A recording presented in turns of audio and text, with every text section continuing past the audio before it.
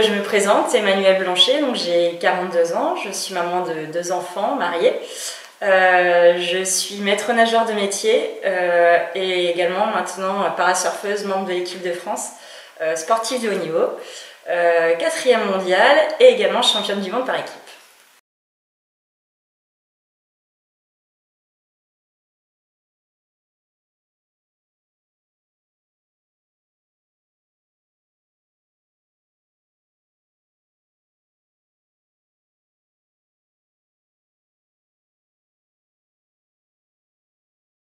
Je suis quand même hyper fière de moi d'avoir vraiment essayé de mettre des curseurs et des objectifs à atteindre et que j'ai pu en plus cocher et d'avancer et d'aller vraiment là où je voulais aller, quoi. Donc oui, c'est sûr, je suis super fière.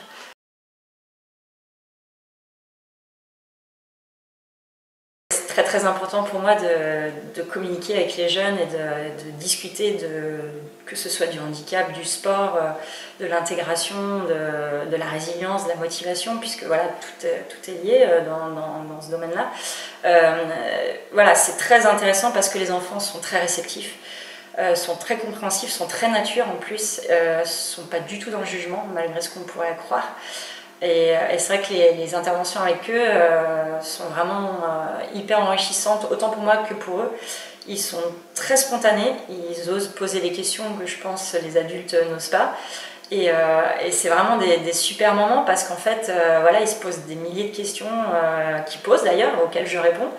Et ils se rendent compte que finalement, voilà, on n'est pas des extraterrestres, on est vraiment des gens comme eux qui ont eu parfois un souci de la vie, un accident de la vie, mais que voilà, en discutant, en essayant de trouver des solutions, on arrive à des choses formidables, quoi. Donc j'adore vraiment discuter avec ce public-là. Et en plus, ils sont porteurs de projets. C'est vrai que parfois ils viennent me voir en disant « Ouais, est-ce qu'on pourrait essayer ça avec vous? Est-ce qu'on pourrait faire ça avec vous ?»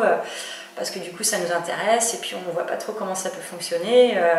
Donc effectivement, par exemple, hier j'étais avec des élèves du collège public de Saint-Gilles et donc on avait décidé de faire avec eux une petite sortie surf sur la plage. Et donc le but du jeu, c'était que je puisse, après mon intervention, aller surfer avec eux, qu'ils me voient faire, qu'ils me voient évoluer, puis qu'on puisse partager ce moment-là.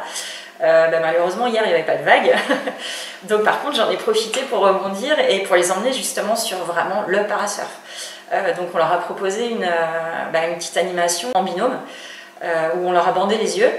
Donc ils devaient vraiment faire confiance à celui qui les accompagnait. Ils devaient essayer de surfer comme un surfeur en situation de handicap, notamment visuel.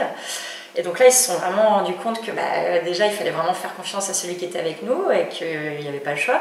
Et aussi s'adapter à la perte d'un sens et pouvoir justement essayer d'explorer les autres qui fonctionnaient. Donc l'ouïe, la sensation sur la vague, etc. Et puis c'est vrai que finalement, ils se sont rendus compte qu'ils arrivaient à surfer même sans les yeux.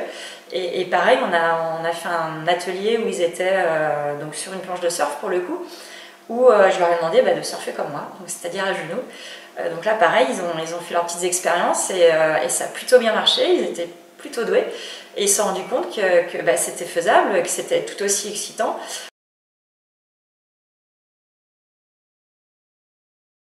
Si on veut de moi dans l'équipe de France, j'y vais, quoi. Je m'éclate, c'est une bouffée d'oxygène pour moi, c'est ma vie le sport, donc en fait je continue. Et si ça se termine en surf, ce sera peut-être sur autre chose.